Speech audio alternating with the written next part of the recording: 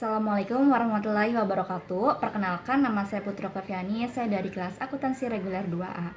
Di sini saya akan menjelaskan sedikit mengenai tugas yang diberikan oleh Pak Dadang selaku dosen pengampu kewirausahaan Islam. Dan di video kali ini saya akan membahas mengenai 5 poin hal, dan apa aja poin-poin tersebut. Yang pertama yaitu saya akan menjelaskan mengenai konsep dan definisi dari kewirausahaan Islam. Yang kedua, saya akan membahas mengenai karakteristik entrepreneur Islam. Yang ketiga, saya akan membahas mengenai prinsip dan etika dari bisnis syariah. Yang keempat, yaitu saya akan menjelaskan mengenai hadis dari Ibnu Dawud dan Ibnu Majah, yaitu tentang etika pemberdayaan dari kisah seorang kaum Ansor yang meminta-minta kepada Rasulullah. Dan yang kelima, saya akan menjelaskan mengenai bagaimana keinginan untuk menjadi atau alasan ingin menjadi seorang entrepreneur dan rencana ke depannya. Semoga bermanfaat. Langsung saja, yang pertama yaitu kita akan membahas mengenai konsep dan definisi dari kewirausahaan Islam. Kewirausahaan adalah orang yang melakukan kegiatan usaha dengan visi dan misi yang bertujuan untuk mendapatkan profit ataupun keuntungan. Dan orang yang melakukan usaha tersebut disebut sebagai seorang entrepreneur. Dan apa sih definisi dari kewirausahaan Islam itu sendiri? Definisi dari kewirausahaan Islam adalah kegiatan berwirausaha yang berdasarkan pada prinsip-prinsip dan syariah Islam. Yang kedua, kita akan membahas mengenai karakteristik kewirausahaan Islam. Apa aja sih karakteristik dari kewirausahaan Islam itu? Yang pertama yaitu kita harus bertakwa. Kita harus yakin dengan Allah dengan usaha yang kita jalankan. Yang kedua yaitu halal, dan seorang Muslim harus mengetahui bahwasannya dalam Islam dianjurkan untuk tidak menjual sesuatu yang diharamkan. Apa aja sih contohnya sesuatu yang diharamkan itu? Seperti kita menjual minuman keras atau kita menjual daging babi gitu. Dan itu pun dijelaskan dalam surat Al-Maidah ayat 88 yang artinya itu, maka makanlah dari apa yang telah diberikan Allah kepadamu sebagai rezeki yang baik dan halal, dan bertakwalah kepada Allah dan kamu beriman kepada Allah. Itu yang dijelaskan dalam surat Al-Maidah ayat 88. Selanjutnya yaitu tidak menyanyiakan sesuatu atau mubazir, yaitu dimana kita juga dijelaskan dalam surat Al-A'raf ayat 31, yaitu bunyinya, hai anak Adam, pakailah pakaianmu yang indah di setiap memasuki masjid, dan makan dan minumlah, dan janganlah kamu berlebih-lebihan. Sesungguhnya Allah tidak menyukai orang-orang yang berlebih-lebihan. Itu dalam surat Al-A'raf ayat 31. Dan yang keempat yaitu kita menyembah Allah menjadi prioritas. Itu juga terdapat dalam surat Al-Jumu'ah ayat 10, yaitu dijelaskan bahwasannya dalam firman itu Allah menyebutkan yaitu ingatlah Allah maka kamu akan beruntung. Dan yang kelima yaitu tentang nilai-nilai moral yang tinggi, dimana seorang pengusaha harus mempunyai nilai-nilai moral yang tinggi untuk menerapkannya dalam dia dalam berwirausaha itu tersendiri. Dan dia juga mengharamkan riba dalam kehidupan muslim, dan itu pun dijelaskan dalam surat Al-Baqarah ayat 275. Dan yang keenam yaitu dapat dipercaya ataupun amanah. Seorang pengusaha harus bisa dipercaya, apalagi untuk kayak kolega-koleganya gitu. Dan adapun hadis riwayat Tirmizi itu mengatakan pedagang yang amanah itu akan dikelompokkan dengan para nabi dan syuhada. Dan yang ketujuh yaitu kepedulian terhadap kesejahteraan, di mana seorang pengusaha juga harus peduli terhadap kesejahteraan orang-orang di sekitarnya, misalkan kayak karyawannya gitu ataupun dengan lingkungannya sekitar. Dan bagaimana cara mensejahterakannya, yaitu contohnya seperti kita harus berzakat atau beramal gitu ya. Dan yang kedelapan yaitu harus berpengetahuan luas, di mana seorang pengusaha itu harus memiliki pengetahuan yang luas. Itu pun diperintahkan dalam surat Al-Alaq ayat 1-5.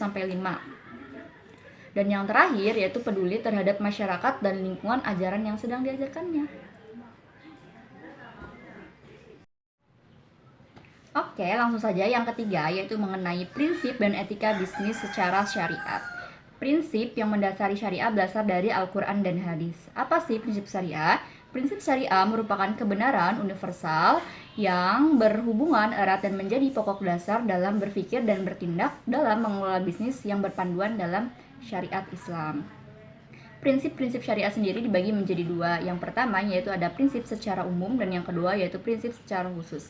Prinsip secara umum itu ada 6. Yang pertama yaitu ada prinsip ilahiyah atau tauhid, di mana prinsip bisnis tersebut itu kegiatan pengelolaannya itu didasarkan pada nilai-nilai ketuhanan. Yang kedua yaitu ada prinsip nabawi atau kenabian, yaitu dalam prinsip bisnis tersebut, dalam kegiatan dan pengelolaan bisnisnya itu didasarkan pada nilai-nilai kenabian seperti yang dicontohkan Nabi Muhammad dalam menjalankan bisnisnya, yaitu ada 4 sifatnya. Yang pertama itu ada sidik, yang kedua itu ada amanah, yang ketiga yaitu ada fatona yang artinya cerdas atau cerdik, yang keempat yaitu ada artinya tabligh yaitu menyampaikan. Itu patut banget untuk dicontoh. Dan yang ketiga yaitu ada prinsip adilia. Prinsip adilia ini prinsip bisnis yang di dalam pengelolaannya itu terdapat nilai-nilai keadilan sebagai pedomannya. Dan yang keempat yaitu ada prinsip huriyah. Prinsip huriyah itu artinya kebebasan, dan huriyah itu merupakan kebebasan melakukan sesuatu jika tidak ada dalil yang melarangnya, dan nilai-nilai huriyah sendiri itu dapat melahirkan inovasi dan kreativitas tanpa batas yang diatur dalam dalil yang syar'i. Dan yang kelima yaitu ada prinsip musyawarah atau kesetaraan, di mana dalam bisnis tersebut kita mengedepankan sikap-sikap kesetaraan, seperti contohnya kayak kita dalam karyawan gitu ya, kita menganggap karyawan itu sebagai mitra kerja bukan sebagai bawahan kita, dan itu juga merupakan prinsip kemanusiaan. Dan yang keenam yaitu ada tawul atau tolong menolong atau kerjasama, dan tolong menolong sebagai pedomannya dalam bisnis ini. Dan Allah juga mengatakan dalam surat Al-Maidah ayat 2 itu yang berbunyi, tolong menolonglah kamu dalam kebaikan dan saling bekerja samalah kamu antara yang kuat dan yang lemah, dan antara yang kaya dan yang miskin gitu. Itu yang secara umum. Dan sekarang prinsip yang secara khususnya yaitu yang pertama ada tabudulul manafi, yaitu merupakan asas pertukaran manfaat keuntungan antara pihak yang terlibat bisnis tersebut. Yang kedua yaitu ada pemerataan atau distributif, yaitu merupakan prinsip keadilan dalam berbisnis karena setiap orang memiliki hak dan kesempatan untuk berbisnis, serta sekarang juga kan udah ada undang-undangnya gitu kan yang mengatur kayak tentang bisnis yang dilarang untuk memonopoli ataupun melakukan bisnis-bisnis yang tidak sehat gitu. Jadi tenang aja, udah ada undang-undangnya. Dan yang ketiga yaitu ada antaradin, yaitu saling ridho, merupakan prinsip bisnis atas dasar kerelaan atau keikhlasan, serta harus terbebas dari penipuan ataupun kayak intimidasi gitu dan lain-lain lah ya. Dan yang keempat yaitu ada anamul magadir, yang merupakan prinsip bisnis dasar manajemen bisnis syariahnya itu untuk meniadakan kayak riba, terus kayak dahar kayak judi, masyir atau ikhtinas gitu. Dan yang kelima yaitu ada prinsip albir wa al taqwa, dan ini merupakan prinsip bisnis atas dasar tolong menolong dalam kebenaran, serta takwa itu merupakan ajaran dari prinsip ilahiyah sendiri. Dan yang keenam yaitu ada musyarakah, yang merupakan prinsip bisnis dengan mengedepankan kerjasama. Dan yang terakhir yang ketujuh yaitu prinsip kitabiah, yang itu merupakan artinya kayak pendokumentasian gitu, dan menerapkan prinsip-prinsip bisnis atas bukti yang telah terjadinya kayak transaksi gitu. Dan itu juga Allah menerangkan dalam surat Al-Baqarah ayat 282, yaitu berbunyi kayak artinya itu jika melakukan transaksi tidak tunai maka catatlah gitu. Itu penjelasan mengenai prinsipnya. Dan yang kedua ini kita akan menjelaskan mengenai etika bisnis syariah. Apa sih etika gitu kan? Etika itu sama halnya dengan akhlak, sikap ataupun moral. Dan etika adalah perilaku manusia secara normatif, sedangkan menurut KBBI etika adalah artinya ilmu tentang apa yang baik dan yang buruk, dan tentang hak dan kewajiban moral gitu. Dan etika sendiri dibagi menjadi 5. Apa aja sih etika itu? Dibagi menjadi 5. Dan yang pertama yaitu etika bersifat memberdayakan.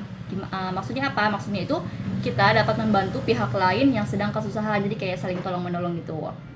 Yang kedua yaitu etika pemberdayaan upah. Dalam Islam itu dianjurkan kita itu harus memberi gaji sebelum keringatnya mengering, itu dalam Islam dianjurkannya. Nah, dan yang ketiga itu ada prinsip jual beli dan upah.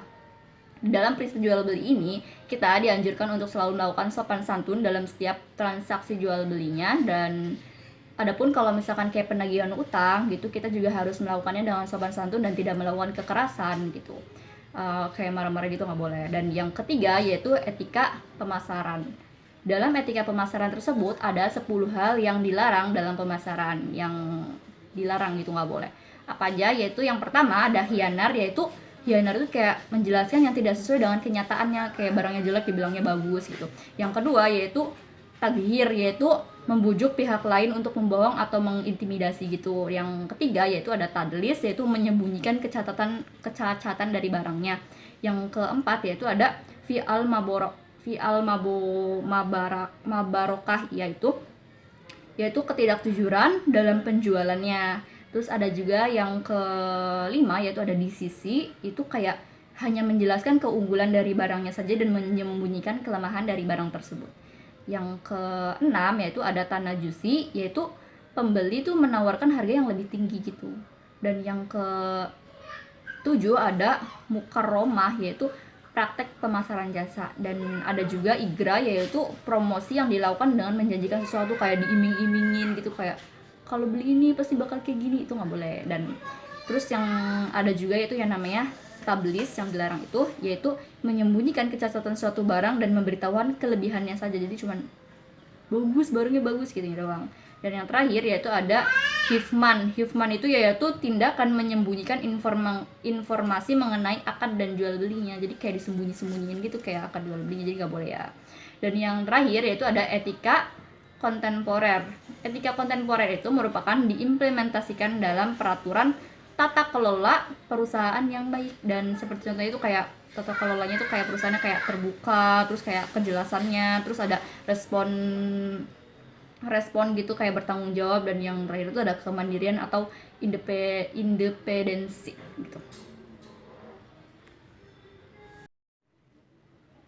Oke, yang keempat yaitu hadis dari Ibnu Dawud dan Ibnu Majah, yaitu tentang etika memberdayakan, kisah kaum Ansor yang meminta-minta kepada Rasulullah SAW.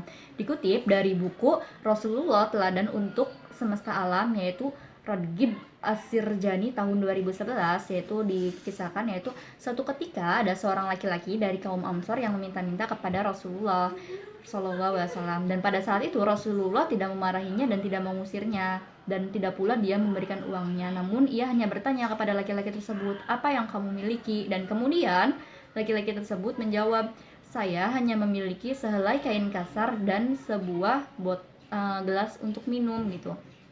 Dan pada saat itu Rasulullah menyuruh orang tersebut untuk membawanya kepada Nabi Muhammad, dan orang tersebut membawanya. Kemudian Nabi Muhammad pun melelang kedua buah barang tersebut, dan pada saat itu ada sahabat Nabi yang menawarkannya dengan harga satu dirgam. Namun Nabi tidak melepaskannya, dan kemudian ada yang menawarkannya 2 dirgam.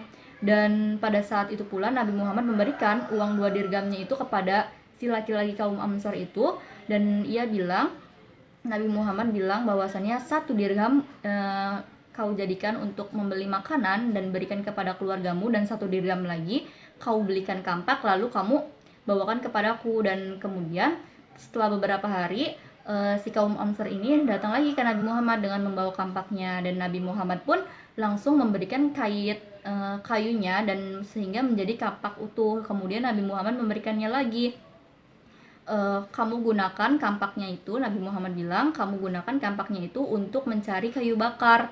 Dan pada saat itu Nabi Muhammad pun bilang, saya tidak ingin menemuimu dalam waktu 15 hari gitu. Nah, kemudian pada saat 15 hari kemudian si laki-laki dari kaum Ansar tersebut menemui Rasulullah lagi, dan dia membawa uang 10 dirgam. Dan ia mengatakan kepada Rasulullah bahwasannya dia telah menjual kayu-kayu tersebut kepada orang-orang yang telah membutuhkan kayunya, dan dia telah mendapatkan 10 dirgam tersebut.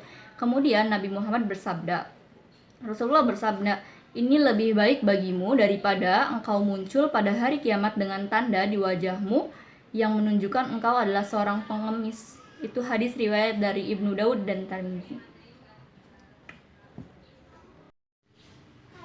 Dan yang kelima adalah alasan ingin menjadi seorang entrepreneur dan rencana ke depannya. Dan alasan saya ingin menjadi seorang entrepreneur yaitu yang pertama karena kebebasan untuk bekerja.